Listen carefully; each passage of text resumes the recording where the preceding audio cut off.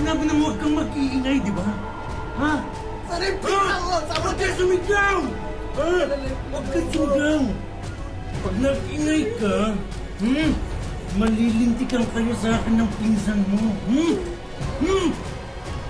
Ha? Tahimik! Ha? Ha?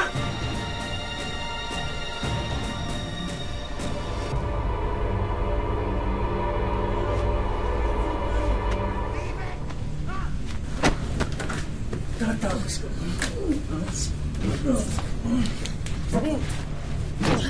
Ang kulit mo! Tatakas ka pa!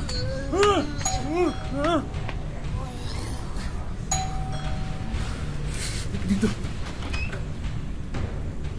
Pasensya na, sir. May narinig po kasi kami mga sigaw. Tatanawin lang po sana namin kung okay lang po ba kayo dyan. Wala namang problema dito sa amin eh. Ayos lang kami dito. Medyo nagkakasiyahan lang kami dito. Ganun po ba? Oo. Sige po, salamat po. Pasensya na po sa abala. Sige.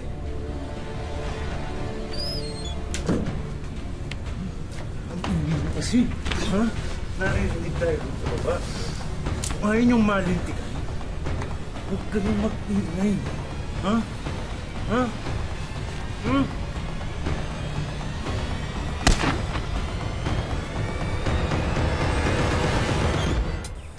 Hindi maikakailang ang mga babae ang mas madalas nagiging biktima ng pangmomolestya at panggagahasa.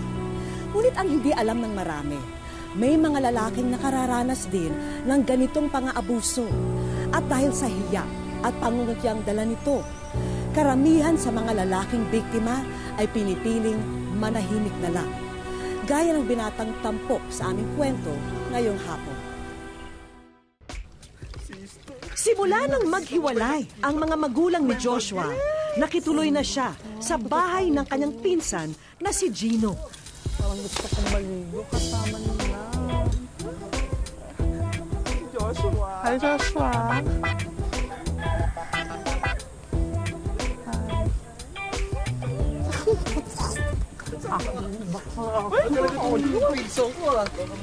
Kakarating mo lang dito, kilala ka na. Loko-loko ka talaga. Bilisan mo na dyan, maglilinis pa tayo ng bahay. Bilisan mo na, puno na, oh. Dito, maligo sa labas.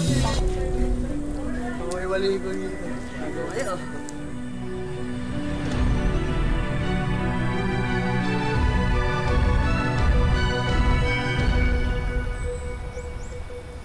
Joshua, ako na dyan.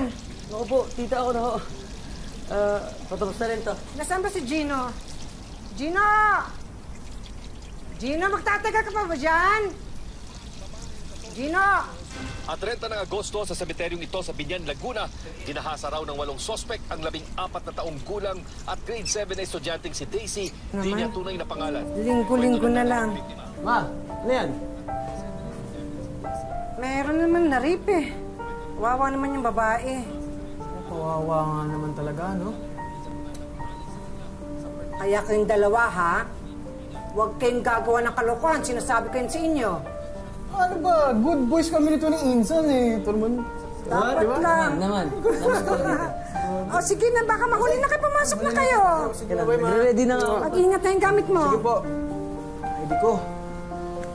Ay, dito. Ako pang bahala dyan. Bye, ma. Love you, ma. Bye. Ay, tita. Love you. Bye.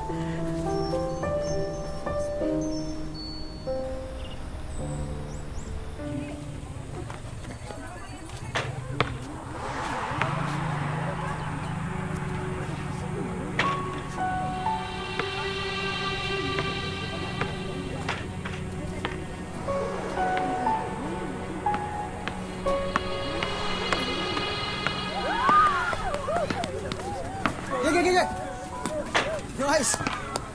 Ano, men? Wala ka yata sa'yo ulib na yun, ha? Wala ko naman. Wait. Uy, hindi mo tatapusin yung laro? Ray, marami pa akong gagawin. At saka, nakakaya naman sa mama mo. Tulong muna ako. Sige. Ingat ka, ha? Tara, guys. Dyan, Ray. Gaya, ingat. Ay. Para kay Joshua daw. Uy, may pa-soft drinks to, ha? Ay, ibigay niyo sa iba yung ano. Thank you, girls. soft drinks mo. Bigay nila. Soft drinks? Para daw sa'yo. Sino bigay?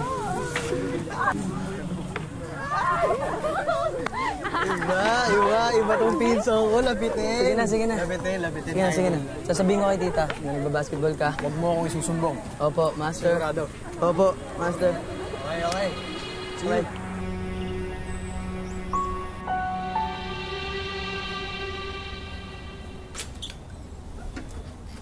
Uy, tama na Ay, yan. tita. Pahinga ka na. Naku, okay lang ta. Oh, nagluto ka na rin? Opo. Nako, Joshua, baka sabihin ng nanay mo, inaalila kita dito, ha? Ikaw talaga. Naku, hindi naman po yun. Itasain muna ako. Ay, tito, wala po tayong bigas. Ay, pumunta ka muna sa tindahan at bumili ka ng bigas natin para makapagsain na tayo, ha? Opo. Si Gino nga pala. Ay, nagbabasketball o. Sunduin mo na rin, ha? Opo, bahala. Batang yun, hindi na maasahan dito sa bahay. Anong ginawa ko di mag-basketball? Tita. Sige, sundin mo, ha? Opo.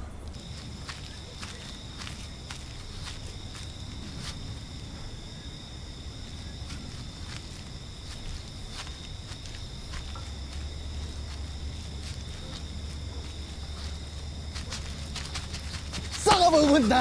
Ano ko nun, tito? Saan ka pupunta? Ha? Hala, para ako magnanakaw, Dre. Dito, bibili ako ng bigas. Samahan na kita. Sige na. Let's go. Papalam. Taga. Meron mo akong pera. Ito po. Hindi po kailangan yan. Huwag gumalikot. Hindi sa akin. Nakikita mo ba? Dahil sa matinding takot, hindi na nagawa pang manlaban nina Joshua at Gino. Napilitan silang sumama sa estrangherong dumakip sa kanila. Oh, naka-check-in na ba yun? Oo, kapag ba?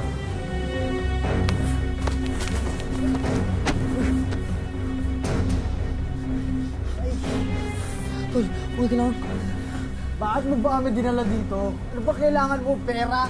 Cellphone? O, bibigay ko sa'yo cellphone ko. Pera ito. Ito yung pera, oh. Pakawalan mo kami dito. Hindi ko kailangan yan. Inumin nyo to. Inom! Inumin, pare. Inom! Pre, huwag ka nang pumalag. Inom! Pre.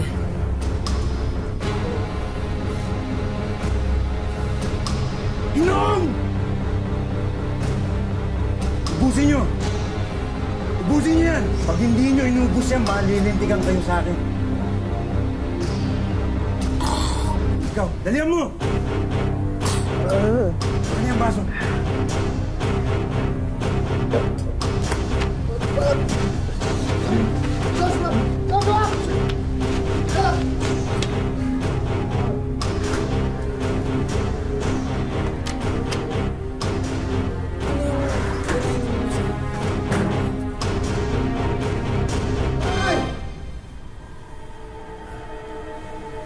Easy ka lang.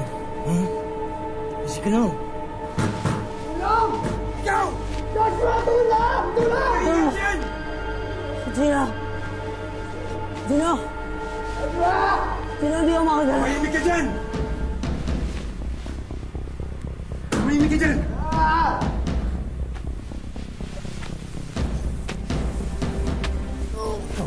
Ang kulit mo! Ang kulit mo! Gusto mo masaktan? Ang kulit mo! Ang kulit mo! Tatakas ka pa!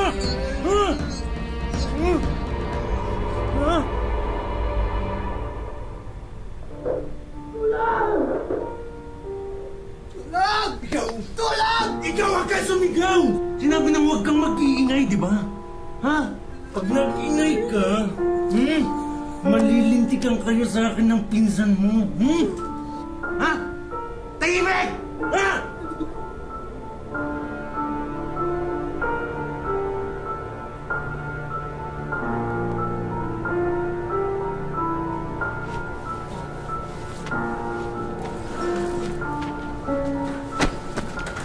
Tatakas ka ba?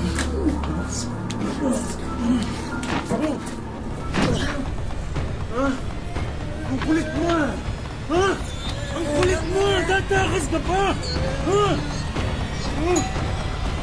Ha? Wish ko lang. Ang kulit mo! Tatakas ka pa! Ha? Ha? Ha? Pasensya na, sir.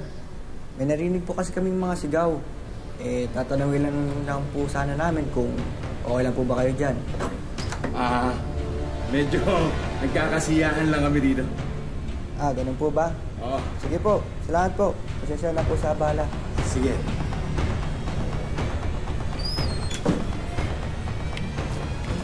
Kasi, ha? Naririnig tayo dito baba.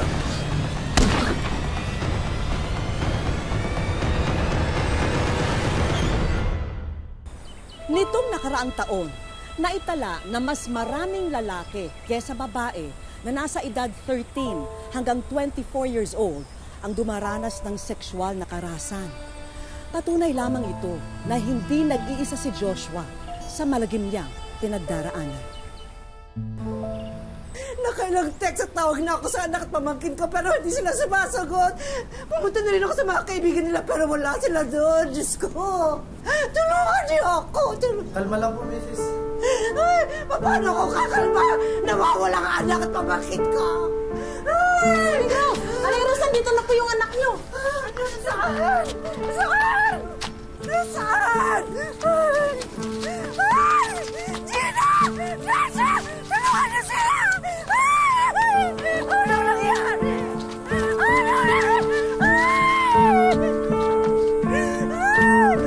nangyari sa inyo?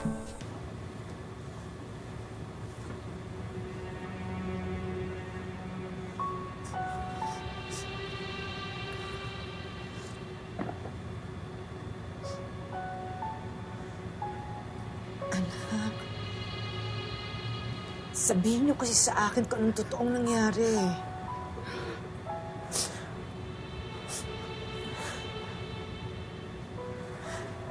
Paano ko kayo matutulungan kung hindi niyo naman sasabihin sa akin ng totoo?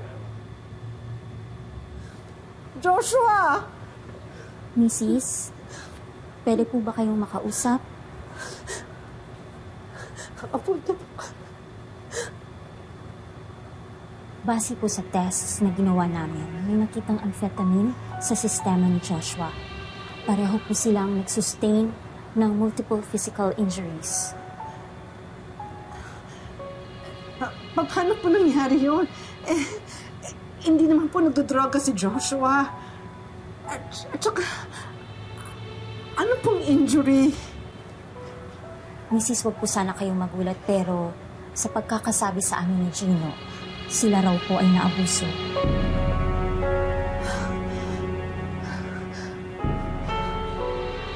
Naabuso? Ano pong naabuso? Tinitingnan po namin ito bilang isang kaso ng rape. Rape? Paano pong rape? Lalaki yung anak ko. Lalaki ko si Joshua.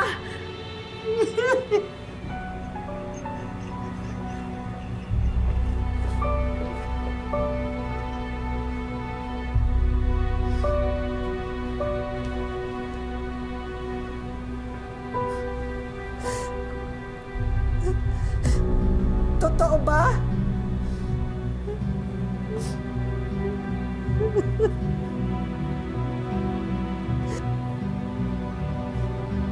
Joshua, totoo ba yun?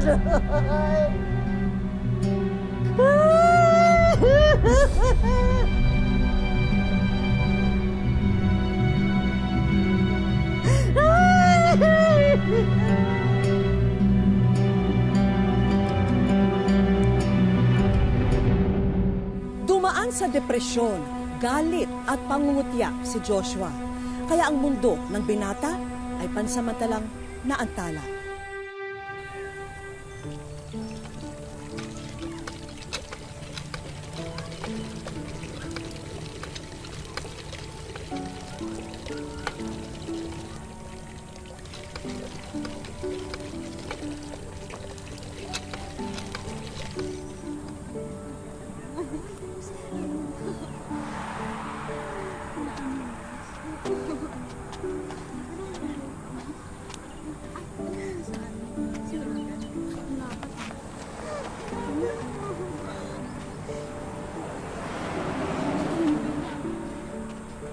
Naging mabigat para kay Joshua ang mga sumunod na araw.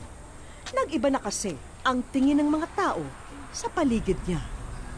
Maliit daw yan, kaya matagal hindi nakapasok. Talaga? Ay, lalaki yan. May lalaki bang nire-rape? Uy, malay mo. Posible. Uy!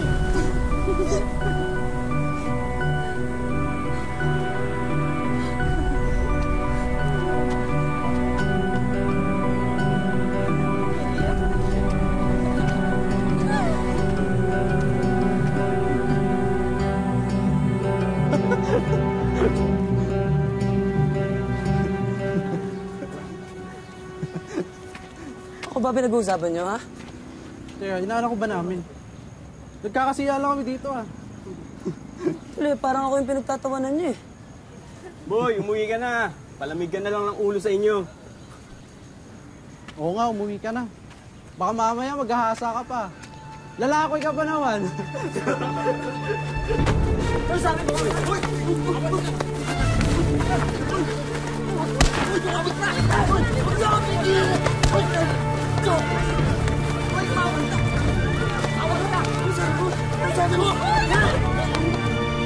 Joshua! Joshua! Tama na! Tama na! Tama na! Tama na! Hindi ka dito! Tama na! Tama na! Tama na! Tama na!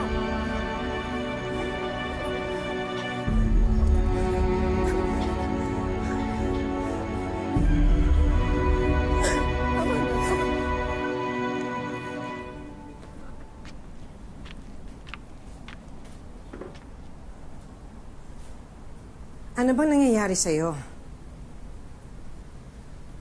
Ano bang gusto mong patunayan? Na lalaki ka?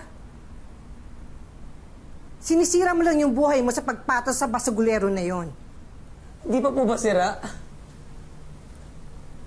Hindi pa po sira, tita.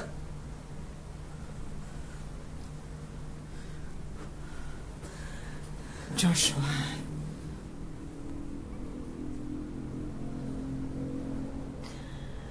Tita, tuwing lumalabas ako dyan sa pintuan na mismo na yan. Pakiramdam ko lahat ng tao, iba na yung tingin sa akin. Parang gusto ko nalang magtago eh. Parang gusto ko nalang pumamatay. Joshua! Joshua, mag-usap nga tayo. Sabihin mo nga sa akin kung anong nararamdaman mo. Kung ano yung nasa isip mo.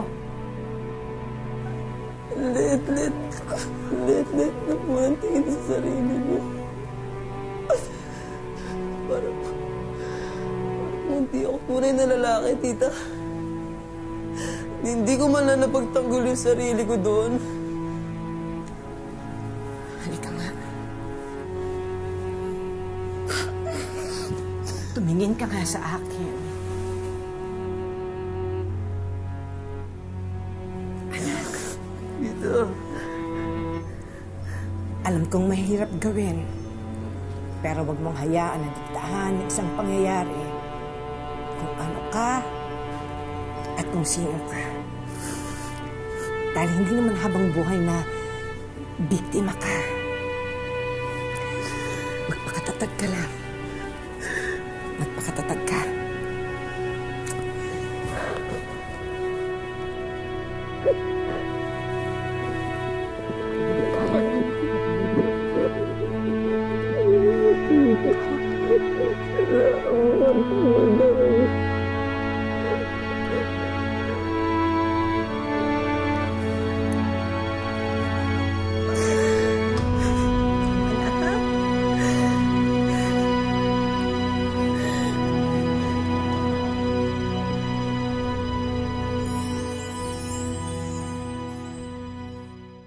Wish ko lang.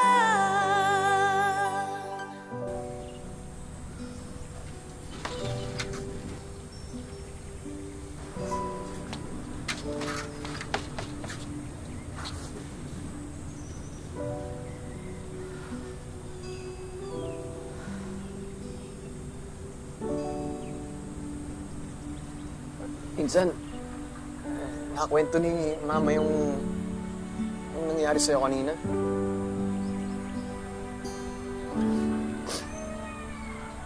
Insan.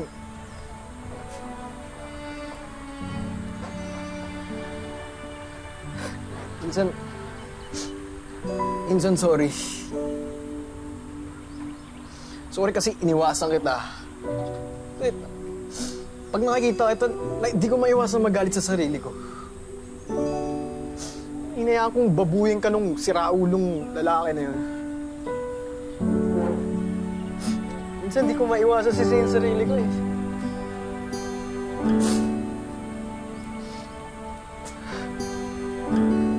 Sana magpatawad mo ako.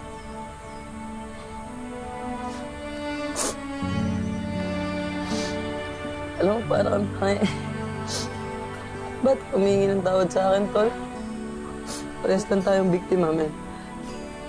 And minsan may suporta, hindi ko mabigay sa'yo eh. Pero wag kang mag-alala, Insan. Hindi na kita iiwan. Hindi na kita iiwasan. Alam mo rin, kung suportahan lang naman yung pinag-uusapan natin dito, men, nakakaasa ka rin sa akin, Tol. Alam mo yan. Nalagpasan natin to. Sobra, men. Nalagpasan natin to, ha? Sobra, men.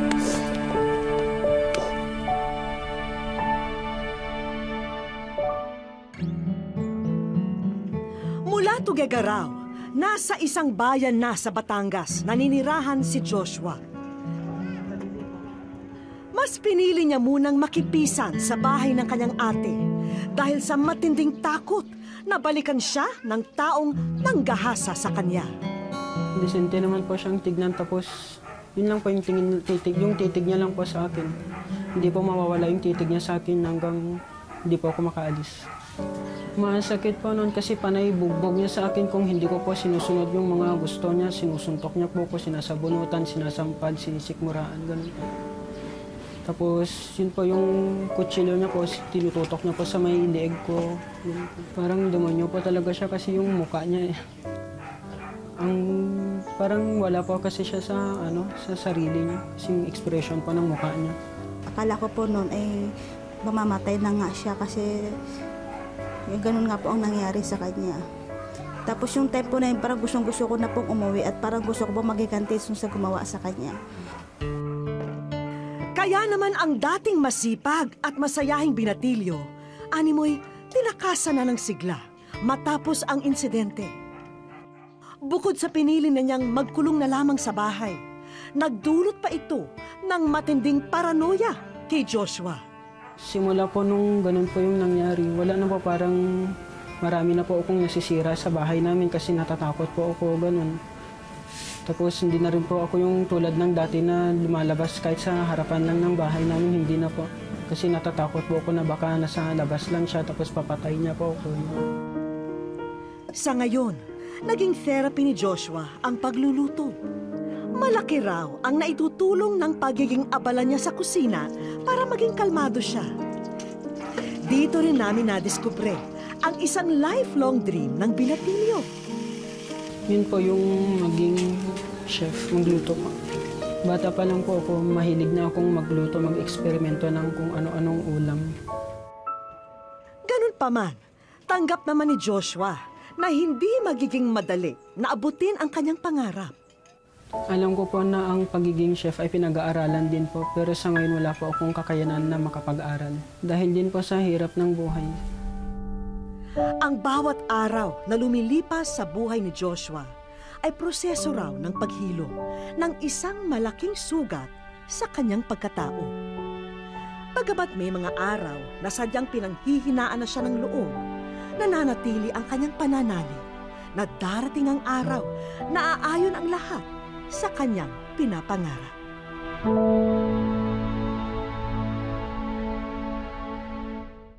Sa aming pagbabalik, at alam mo ba kung bakit special ang putahing ito? Dahil ngayong hapon, Joshua, matitikman nyo na ang sweet and sour lapu-lapu ala...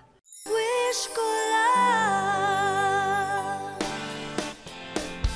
Papaano nga ba ang pinakamainam na paraan para naman mapasaya namin si Joshua? Hindi ba't para sa maraming mga millennial, napapawi raw ang kanilang lumbay sa tuwing nakaka-experience sila ng vitamin C as in dagat? Kaya saan pa ba ang pinaka-nababagay na i-set up ang aming inihandang sorpresa kundi sa sikat na summer destination sa bayan ng mga alae, Laia, San Juan, Batangas. Isang professional chef ang aming naimbitahan para naman makapagbigay inspirasyon at makapag-demo na rin kay Joshua kung paano lutuin ang isa sa mga paboritong ulam ng mga Pinoy, ang sweet and sour lapu-lapu with a twist. Balita ko, gusto mo rin maging chef balang araw. Pakinggan mong mabuti ang gagawin ko, ha? Sa pag-prepare ng sweet and sour lapu-lapu, kakailanganin natin ang mga sumusunod. Makinig kang maigi, Joshua, ha? Dahil sinisigurado kong extra special ang putahing inihahanda ni Chef. Hindi rin basta-basta rin po pala ang maging chef kasi maproseso rin sa mga kasangkapan. Konting prito, konting gisa, at konting palapot ng sauce, okay na. At alam mo ba kung bakit special ang putahing ito? Dahil ngayong hapon, Joshua, matitikman nyo na ang sweet and sour lapu-lapu ala... Wish ko lang. Isa lang ang dahilan ni Joshua kung bakit nananatili siyang pursigido na maabot ang kanyang mga pangarap. Gusto ko rin po kasing makatulong din sa kapatid ko, sa pamilya ko po. Ganun para rin po may ahon ko rin po sila sa kahirapan. Kaya naman, kung si Joshua raw ang tatanungin, ang sweet and sour na raw ng wish ko lang ang pinakamalinamnam na ulam na kanyang matitikman. Sobrang saya ko po kasi may karamay na rin po ako sa buhay kasi dati po talagang mag-isa lang po ako, ngayon po kasama ko na po. Libreng pag-aaral. Tanggapin mo, Joshua, ang patunay na makakatanggap ka ng 4-year scholarship sa kursong Culinary Arts at wala kang poproblemahin sa kahit na anong bayarin. Para po sa mga kaibigan natin sa STI, mag-aaral ako ng mabuti para makakamit ko lahat ng pangarap ko sa buhay. Kung na-enjoy mo ang ating main course, siguradong magugustuhan mo rin ang panghimagas na inihanda namin. Kumbaga sa special halo-halo, kompleto na sa leche flan, ube at ice cream ang susunod na sorpresa. Dahil isang kitchen showcase ang handog namin para mas lalo kang mahasa sa pagluluto. Pati ang laptop kung saan mo mailalagay ang mga recipe na mapag-aaralan mo, sagot na rin namin. Sobrang saya po. Sobrang saya po kasi dahil malaking tulong na rin po to para sa amin, para makakapagsimula na rin po kami nila ate.